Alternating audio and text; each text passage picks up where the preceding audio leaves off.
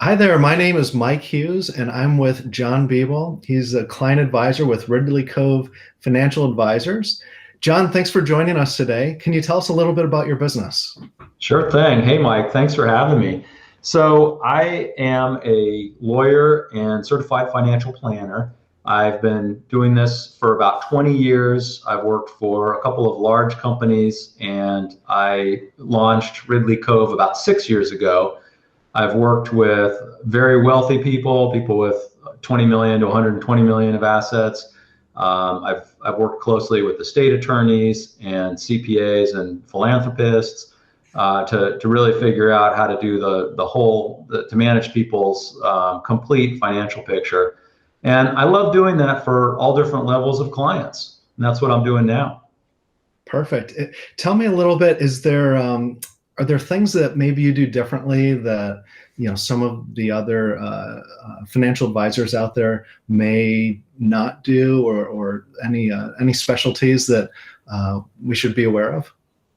Well, yeah, I mean, there are a lot of great people out there. It can be a little bit hit or miss because people can come from all different backgrounds and have different levels of experience. I think probably what was drilled into my head was to be objective, to put your client's interests first. That's probably the most important thing about the certified financial planner designation is that you take a pledge to do that, to be what they call a fiduciary, and not to sell product, not to be thinking about, to start with, well, what investments can I sell this person to get a commission, or what's the best insurance policy that's going to make me the most money, but really to listen to people. And I like to think about what I do as both financial planning, which is thinking about how much money people are going to need, what are their goals, what are they trying to accomplish, and then secondarily investment management, and how do I get them to those goals. Insurance is important. It's important to think about those things. I don't sell insurance, but I definitely want to consult on it and review it and think about it with clients. But I think those are some of the important differences, to make sure that the person you're working with isn't just trying to sell you something. They really want to understand what you're trying to accomplish, and they're going to help you get there.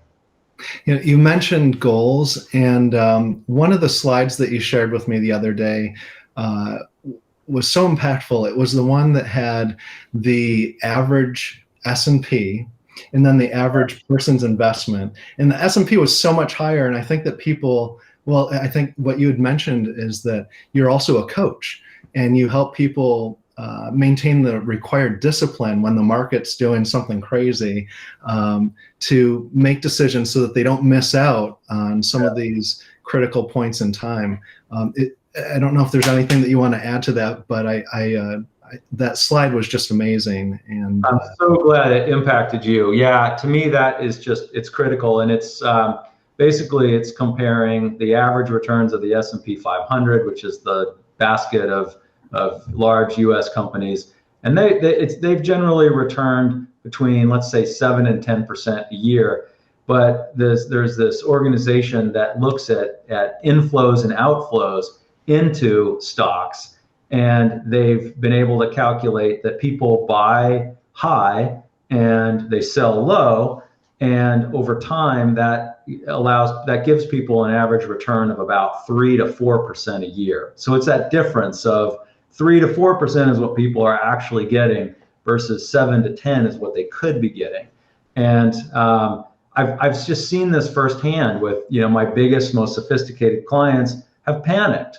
And I've had a couple of clients pick the exact bottom of both the financial crisis and the bottom back in March during this pandemic. And there's just an investor psychology there that we have to really protect ourselves against. And I just know that we don't have to get the timing perfect, but if we have a discipline that we're comfortable with and we can stick with it, we'll get closer to that 7 to 10% return than the 3 to 4. I love that. And so when a person's preparing to engage you with the process, are there things that they should be thinking about or preparing to kind of I hate to use a phrase, but hit the ground running, or what's the next step that a person would want to consider when they're starting to get their house in order? Yeah, that's a great question. I think what you want to look for is somebody who is thinking big picture and is going to go through a handful of things with you. If you're talking to somebody who's just saying, I can get you a 10% return, here are the investments, I'd say, whoa, slow down, say, okay, but wait, what are my goals and how much risk do I need to take on? Because, if you've got a decent amount of money and your needs are relatively modest, you probably don't need to take on as much risk as somebody who is maybe starting out, just starting out, and maybe has bigger goals. So we want to think through all those things with people. I know you work with people around real estate transactions. You get people in and out of houses, and I want to say specific to those people, I've had a number of clients come to me who are either thinking about their first house or they're thinking about upgrading, and they just really want to understand how much money, how much they can take on, how much financing should they take on, and how does this investment fit into their whole life. And I love working with those folks. So that's something we can do. And on the other end of this, I've worked with a number of people who are thinking about downsizing, and maybe for the first time they are going to have investable assets. Sometimes I've worked with people who have been big real estate investors. They own a number of properties, and it's kind of new for them. They're thinking, I've always bought real estate, but I'm getting older. My kids aren't interested in all this. How do I start to liquefy a little bit? And I love to have conversations with those people. And to your previous point, there's going to be a little bit of a different strategy that we work with for each person, and that's great. And I think that's something you want to look for in an advisor. They should be working for you. You shouldn't be fitting their needs. Great. So, and I'll ask you just one more question here. We'll let you go. Sure. What do you think are some of the biggest mistakes that people should avoid or kind of look out for when they are putting their goals together for their financial plan and trying to kind of lay the framework for 5, 10, 20, 30 years from now? Sure. Well, the first one, we'll just pick up on the chart that you mentioned, and people